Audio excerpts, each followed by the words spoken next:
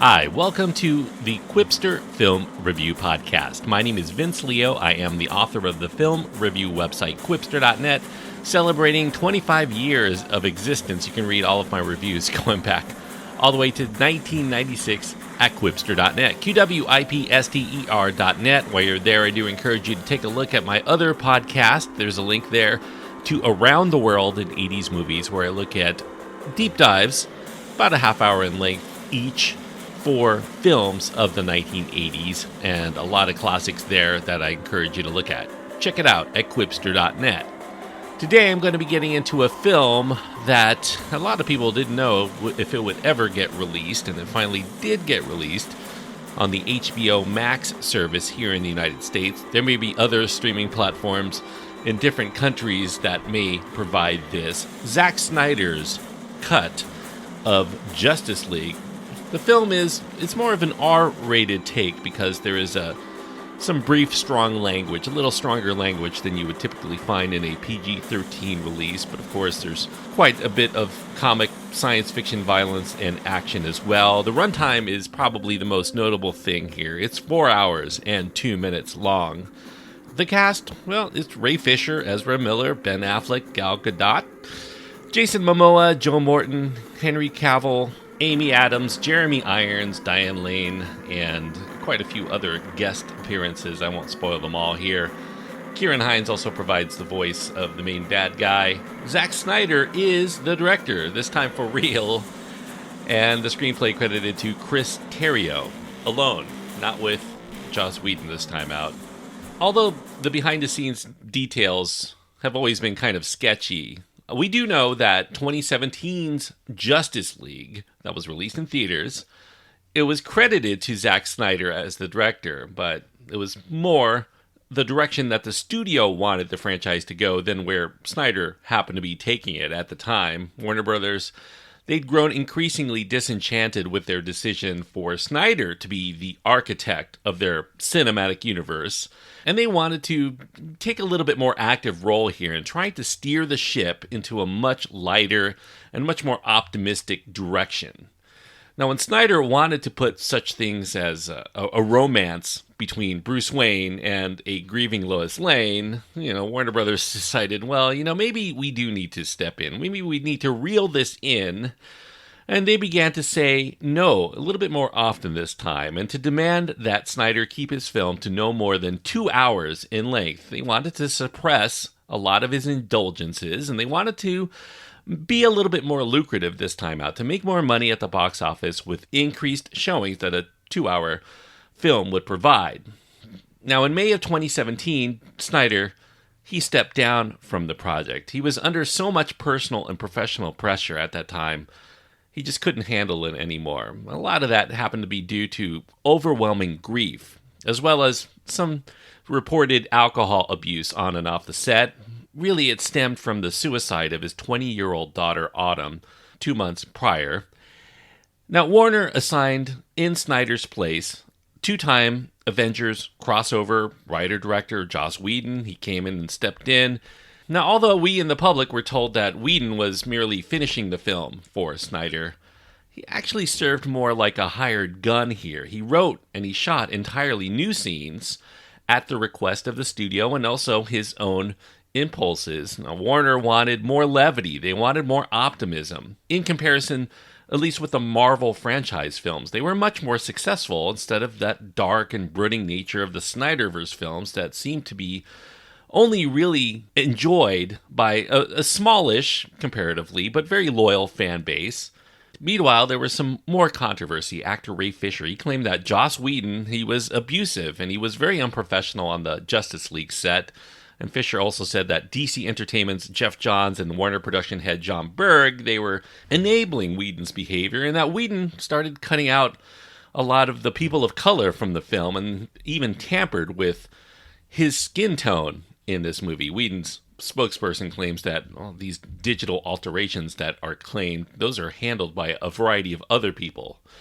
The studio then decided to conduct an internal investigation of Fisher's claims. We don't know necessarily the outcome of that, but Christina Carpenter and Michelle Trachtenberg, they corroborate Whedon tended to have an environment of cruelty on the sets, at least of the TV shows Buffy the Vampire Slayer and Angel, so definitely has a history, according to people who've worked with him. Now, evidence continued to spread, though, in the meanwhile, that Snyder had actually completed, at some point, a rough cut of his film. Some claim it's about 140 minutes long, but, that changes as more stories come out. Fanboys decided to clamor on social media and other places to hashtag release the Snyder Cut, because what Warner released, at least they felt, was a compromised vision at best, and at worst, it was a complete butchering of Snyder's film. Gal Gadot, Ben Affleck, they went public with their belief that Warner really should let out what Snyder had done, and Jason Momoa, in fact, claimed to have seen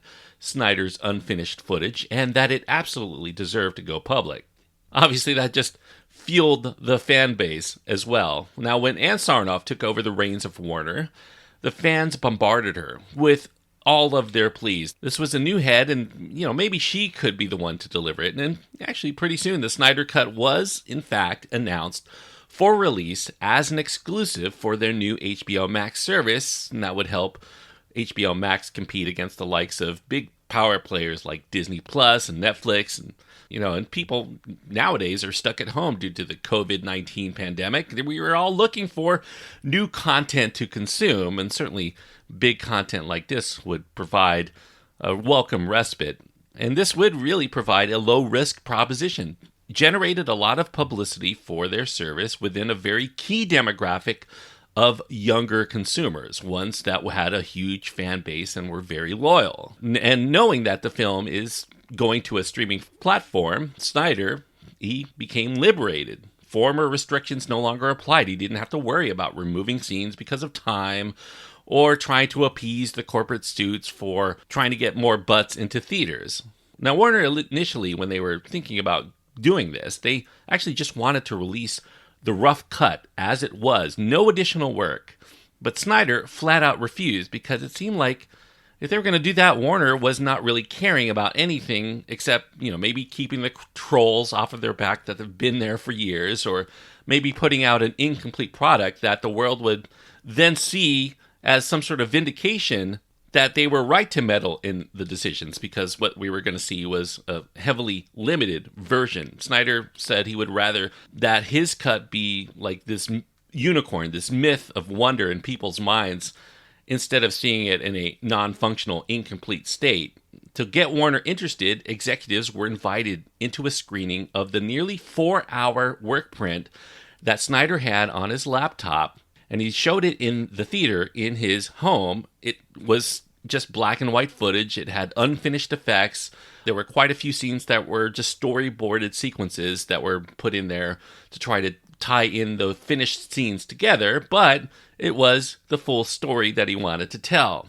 But to bring it to life, to make it much more appealing, to actually complete this with the score and the special effects and whatnot, hundreds of new computer-generated effects, about 2.5 hours of additional scenes that needed new work, new music. They negotiated a budget back and forth, and $70 million was what was budgeted to bring the Zack Snyder cut to life. Now, Snyder would accept no fee for his services other than what they had already paid him in exchange for complete creative control. That's what he wanted. To do with his cut what he wanted with the money without them interfering. He could also use this opportunity to try to shed light and bring funds to the American Foundation for Suicide Prevention as a way to honor his daughter Autumn. And Snyder got to work reconnecting with screenwriter Chris Terrio to help shape this rough cut into a new movie, unshackled by those prior commercial considerations that he felt ruined the last time out. Now, Warner initially contemplated releasing the film onto the platform in 4 chapters instead of all at once. But once it was complete, they did approve to just put it out as a complete 4-hour cut, because there was some question there that if releasing it in chunks would have voided the contracts that describe it as a film, this would be more classified like a TV show or a miniseries instead of a movie. So Snyder just said, go ahead and just put it out there all at once, and so we don't have to worry about it. Now, Snyder estimates that this new cut contains about 2.5 hours of previously unseen footage, and it explores much more some of the newcomers to the franchise. Barry Allen as the Flash, Victor Stone as Cyborg are finally given their due, and he also reintroduces Steppenwolf and his new god nephew Darkseid, a big power player in the DC universe, as, a bigger boss supervillain that would somehow shape the Justice League's films down the road, or at least that's what he had planned to do. Now, none of the footage in Snyder's cut contains anything that was actually shot by Joss Whedon. Snyder says he would rather destroy his movie altogether than include a single frame that he did not actually direct. He never even watched what Warner did with Justice League after he left. He heard enough through the complaints of others, including his wife and Christopher Nolan, to know that he should never probably look at it. It would just be an utter disappointment. In fact, maybe a soul-crushing experience if he were to see what they did with it. New special effects. Tom Holkenberg's score now accompany the repackaged and extended release. The one notable thing, I think, if you watch this film, you'll notice it is in the 4:3 aspect ratio. You're going to see the black bars, but they're on the sides because he happened to be shooting in that ratio, which was meant to be shown in IMAX theaters. And so he shot the whole film in 35 millimeter, but as if it were going to be shown in an IMAX theater all along. Now, anticipation for the Snyder Cut grew exponentially when a new trailer featuring Jared Leto's Joker, the only newly shot sequence of Snyder's film that actually he did in the backyard of his home. And the reason why he included Joker into this film is because Ben Affleck, he actually bailed on the intended solo spin-off Batman film that he was going to be in. And so Warner rebooted with a new Batman with Robert Pattinson, obviously very, very well publicized going forward. And that really denied the intended scenes, the intended conflict that would happen between Leto's iteration of Joker and the Affleck iteration of Batman. And so Snyder thought, it's a shame that we weren't going to get that. So he did put that in here in the film's epilogue. And Snyder also adds some additional nuggets during the epilogue that really suggest a lot of what the Snyderverse maybe could have been if he continued. It's still a question as to whether he'll be involved at all in shaping the DCEU henceforth. There was a Green Lantern scene that was meant for the film. It was changed into the Martian Manhunter character at the end of this. He also includes Joe Manganiello as Deathstroke, the intended main villain for the solo Batman film, which Snyder also intended to pattern after David Fincher's The Game, except with Bruce Wayne's life being the one that was dismantled. Snyder here, he's kind of throwing a bone to the fans to see, at least for a moment or two, just a taste of what was eventually going to come if all of these problems didn't develop. Now, as with the 2017 version of Justice League, the story does follow the events of Batman v Superman, Dawn of Justice. Superman is dead, and that really leaves a vacuum as Earth's protector. There's a hulking alien from the planet Apocalypse named Steppenwolf. He comes to Earth to retrieve the 3 hidden mother boxes, these cube-like artifacts with mysterious, powerful energy, enough to destroy planets when they're all combined, and Batman alone can't take on such forces. He decides to round up a team of Earth's remaining superpowered beings to try to stop impending doom. Of course, we have the goddess like Wonder Woman, the godlike Atlantean King Aquaman, the turbo speed demon Flash, and the cybernetic wizard named Cyborg. Yet, it seems that they're still going to need, if not Superman, the power of Superman to try to stem the forces that are coming to Earth to threaten all life as we know it. Getting into more of the review here, I think if the Snyder Cut is going to put anything to rest once and for all, I think it's that Snyder's original vision for Justice League should not have been tampered with. It's nothing revolutionary, but it definitely paces a lot better than Whedon's take. This story actually makes some sense when you watch it in its 4-hour format. Obviously, they have more time to explore, but very few people could really relate to the theatrical cut of this film. It just really made no sense. So much was cut out. It also places a solid emphasis on these newcomers to the screen, the Flash and Cyborg, and it contains genuinely compelling moments, unlike the one that we saw in theaters. In fact, when Snyder came back to the property, he did realize that the main arc of the film is indeed cyborgs. He built this new cut around that. This is a cyborg film, and it just happens to be ensconced with the rest of the power players in the DCEU. Now, there's more room here for a story to breathe in 4 hours, of course. It also introduces us to two major heroes, a couple of major villains, and then we have to see the formation of the Justice League in a way that feels natural. Not easy to do in 2 hours, but you definitely can do it in 4 because you have basically the space of 2 movies here. Cyborg scenes, I do think, are the most compelling. I think the Flash sequences are the most fun. They definitely offer some welcome comic relief. This is a very dark film otherwise. And that's enough to elevate Justice League as more than the typical Spider money shot marathon. He actually shows that he has some skills and can actually make it make sense when he's not having to chop out all of the exposition like he has done in the past. Now, although I do think that this cut is a better overall experience, it still does suffer from some inherent problems. Snyder's delivery here is very dark, very brooding.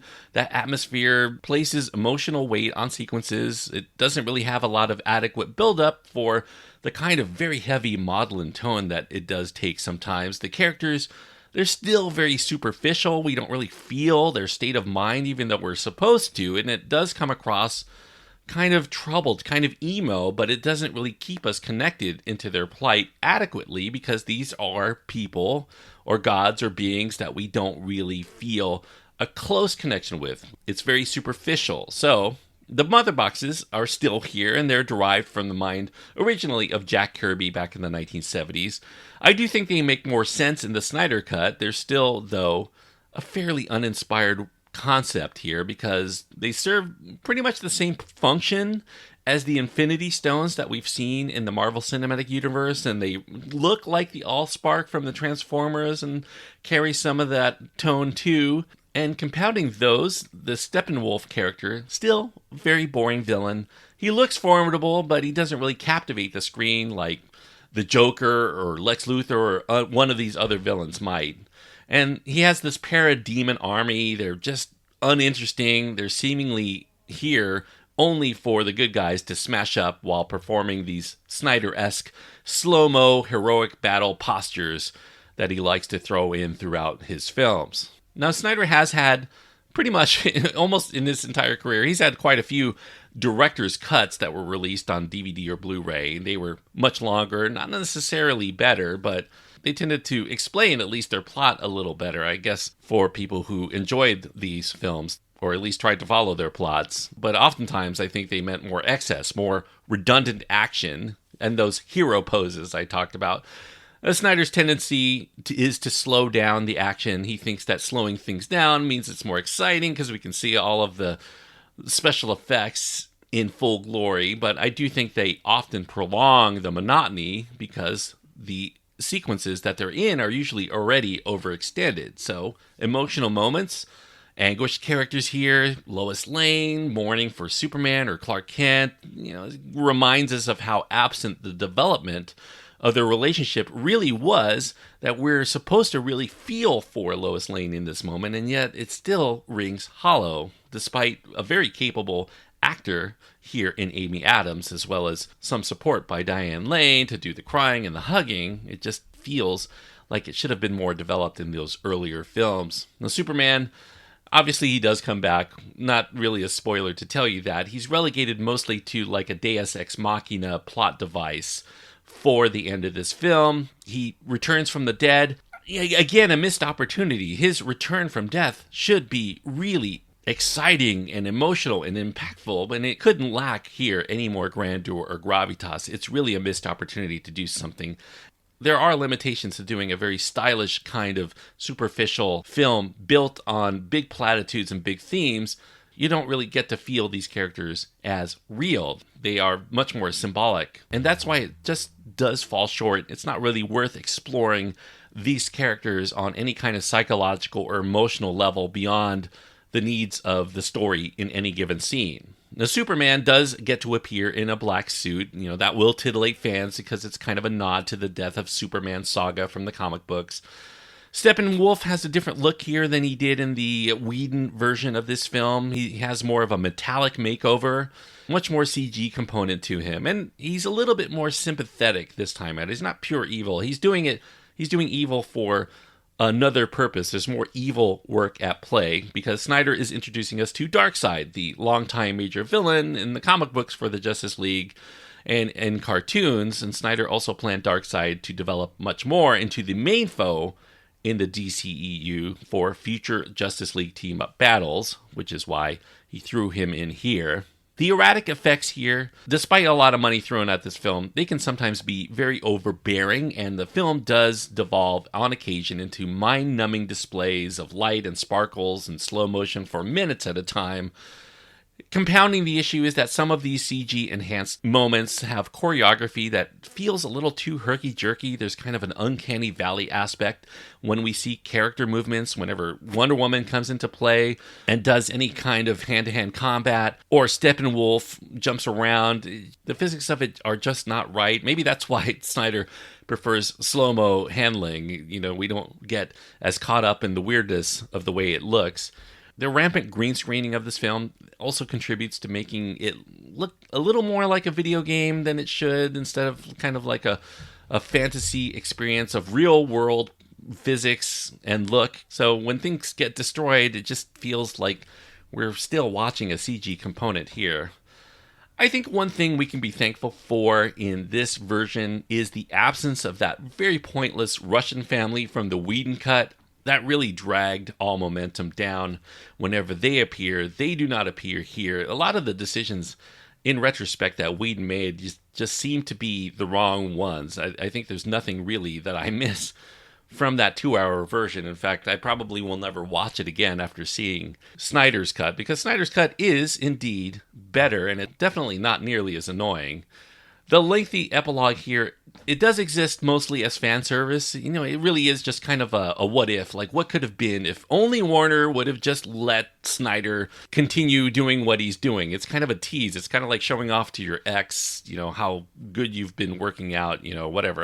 It's hard to explain, but it's just basically Snyder just trying to make the fans salivate even more about what they are missing by Warner continuing on and making decisions without him, I guess. And the epilogue, I don't think it really adds anything to the preceding story. It does deny us the closure befitting a lengthy and exhausting extravaganza, so if Snyder's not coming back, it's kind of a thing that's just there to titillate fans and to get them to request the next Snyder film online and be belligerent about it, as they have been for just releasing this cut. And I think that is in keeping, because Justice League really, at least Zack Snyder's version, plays much more like a fan film than it is kind of a standalone story to try to entertain anything beyond fans of this series so far. So if you're a fan, I guess you will enjoy it, and some people will enjoy it very much. If you're not a fan, I don't think this is the kind of movie that's going to convert you into becoming a huge fan of the DCEU, but unlike Whedon's version, I do think that the Snyder version hits enough strides at regular intervals that it makes Warner's preferred take the one that they consider to be still canon, something that a lot of people are just going to ignore from here on out. Now, the film is dedicated very sweetly to Snyder's daughter, Autumn, in the end, and the song that plays out over the credits, Hallelujah, happened to be her favorite song, and it's sung here by Alison Krauss, who performed it at Autumn's funeral. So, much more emotional take knowing that at the end of this film than anything that we saw, even the death of Superman, in any of the Snyder films. Snyder did find it a very cathartic experience to finish this film and to honor her memory, and I think that for fans who have clamored for this film for over 3 years, it's definitely a cathartic experience to finally see it come to life and to see it in all its glory. It definitely is everything that you wanted it to be, I assume, if you're a fan of Snyder. I guess the only question coming out of this is, what are fans going to do next other than clamor for Snyder to come back and direct yet again? Maybe petition for the release of David Ayer's cut of Suicide Squad. I definitely would be up to see that, being a fan of Ayer. As for what I give Zack Snyder's Justice League, well, the one that Whedon did, I gave a mediocre grade. That was a 2.5-star movie for me. Not enough for me to recommend, even though there were elements there that I did like. This version I like quite a bit more. Not enough to say it's a out-and-out good film I would recommend to most people, but I definitely would recommend it to fans if you've been a fan of the DCEU. I do think that this is probably the best that Zack Snyder has done. I think it's better than Man of Steel and Batman v Superman. It is 4 hours, and I don't feel, if you're used to binge watching at home, these shows, 4 or 5, 6, 7 episodes at a time, it's very much in keeping with that. It's very episodic. As I mentioned earlier, it was going to be released in chunks, and it does feel like you're watching several episodes in a row. So if you're somebody who's already accustomed to that, as most of us have been over the last year since being on lockdown, and there are chapter stops, so you're kind of welcome to walk away, 1 or 2 or 3 hours in and pick it up a little bit later and not really feel like you missed anything. So it has that advantage there too. So, really enough for me to give it a recommendation to people who have been expecting this. So 3 stars out of 4 is what I give Zack Snyder's Justice League. If you do have a different take than me, or maybe just want to agree, you can find my contact information on my website. That's at quipster.net. QWIPSTER.net. Links to my Twitter feed, my Facebook page, my Instagram. Please follow me all there for different things that I post that are a little bit extra tidbits that I may not have covered in this review, or you can just engage me in conversation there. At Quipster.net, you can find all the links. Thanks everyone for listening, and please enjoy your time. Anytime you're either getting to go to the movies, they're starting to open up again, or you're watching a cinematic extravaganza right in the comfort of your very own home.